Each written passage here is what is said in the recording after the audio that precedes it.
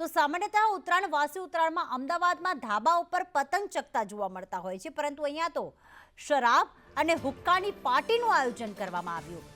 દારૂની મહેફિલ સ્થળેથી સંદેશ ન્યૂઝ દ્વારા હવે ગ્રાઉન્ડ ઝીરો રિપોર્ટિંગ કરવામાં આવ્યું, જેમાં સંદેશ ન્યૂઝના કેમેરામાં બિયરની ખાલી બોટલ્સ જે છે તે કેદ થઈ છે।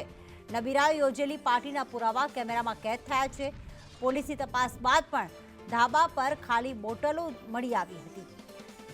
સેન્ટેરિયન વિસ્તા બિલ્ડિંગના ધાબામાં દારૂની પાર્ટીનું આયોજન કરવામાં આવ્યું હતું, જેમાં આ પાર્ટીનું આયોજન કરતા જે સ્થળ હતું, જે ધાબું હતું, ત્યાં સંદેશ ન્યૂઝની ટીમ પહોંચી છે અને ત્યાંથી હજી પણ જે બિયર છે તેની ખાલી બોટલો જે છે તે મળી આવી છે। એટલે કે મોટી સંખ્યામાં દારૂ ત્યાં મૂકવામાં આવ્યો હતો। યુવાન યુવતીઓ ભેગા થયા હતા અને દારૂની પાર્ટી માણવા માટે એક આખું પૂર્વ નિયોજિત આયોજન કરવામાં આવ્યું હતું। દારૂની વ્યવસ્થા કરવામાં આવી, બિયરની બોટલ લાવવામાં આવી, કોઈ ચેકિંગ કરવામાં નથી આવ્યું। ગુજરાતમાં દારૂ પર પ્રતિબંધ છે, દારૂબંધી છે, તેમ છતાં જો અન્ય રાજ્યોમાંથી આવ્યા હોય તો પછી અન્ય રાજ્યોમાં બોર્ડર ક્રોસ કરતી વખતે આ દારૂ શા માટે ન પકડાયું? અને જો અન્ય રાજ્યોમાંથી ન આવ્યું હોય, ગુજરાતમાંથી જ ખરીદ્યું હોય, તો કઈ રીતે ગેરકાયદેસર દારૂના અડ્ડા અને બિયરની બોટલો ખુલ્લેઆમ વેચાઈ રહી છે અને ધાબા પર ખુલ્લેઆમ અહીંયા પાર્ટીનું આયોજન કરવામાં આવ્યું? ભલે દારૂબંધી હોય, પરંતુ તહેવારોની ઉજવણી દારૂ વગર અધૂરી હોય તે વાત કહેવી ખોટી નથી। ગઈકાલે ઉત્તરાયણના પર્વની ઉજવણી એક તરફ ચાલી રહી હતી।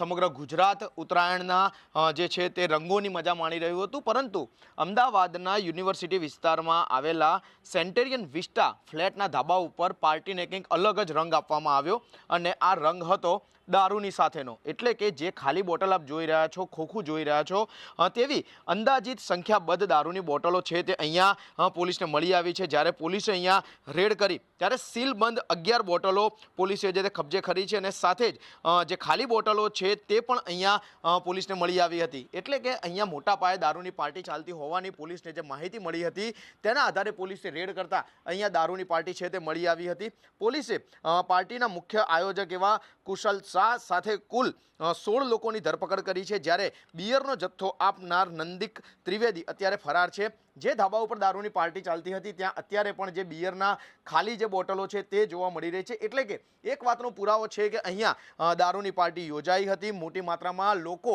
યુવાનો ખાસ કરીને જે દારૂના નશાની સાથે ઉત્તરાયણની જે તે મજા છે તે માણી રહ્યા હતા।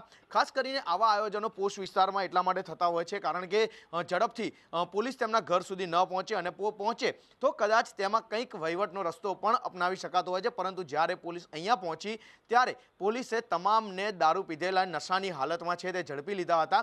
એક જાગૃત નાગરિકે પોલીસને જાણ કરી હતી અને તેના આધારે પોલીસ અહીંયા પહોંચી ત્યારે દારૂની મોટા પાયે પાર્ટી છે તે યોજવામાં આવી હોવાનું સામે આવ્યું હતું, જે જોઈને પોલીસ પણ ચોંકી ગઈ હતી। કારણ કે પોલીસ સ્ટેશનથી માત્ર 800 મીટરના અંતર ઉપર આ જગ્યા આવેલી છે અને ત્યાં આ રીતની દારૂની પાર્ટી થવી એ પોલીસ માટે પણ શરમજનક વાત હતી। યુનિવર્સિટી પોલીસે ગુનો દાખલ કરી તપાસ હાથ ધરી છે, પરંતુ આ ગુનામાં જે લોકોની ધરપકડ કરવામાં આવી છે તેમનું બેકઅપ મોટું હોવાથી આ ગુનામાં કંઈ પણ રંધાય તેવી શક્યતા લોકો વ્યક્ત કરી રહ્યા છે। ત્યારે આવા ગુનામાં પોલીસ નિષ્પક્ષ રહી અને કાર્યવાહી કરે, જેથી કરીને સમાજમાં એક દાખલારૂપ કાર્યવાહી થઈ શકે અને જાહેરમાં આવી દારૂની પાર્ટી યોજનારાઓ નબીરાઓ પર થોડા ઘણા અંશે પણ લગામ લગાવી શકાય।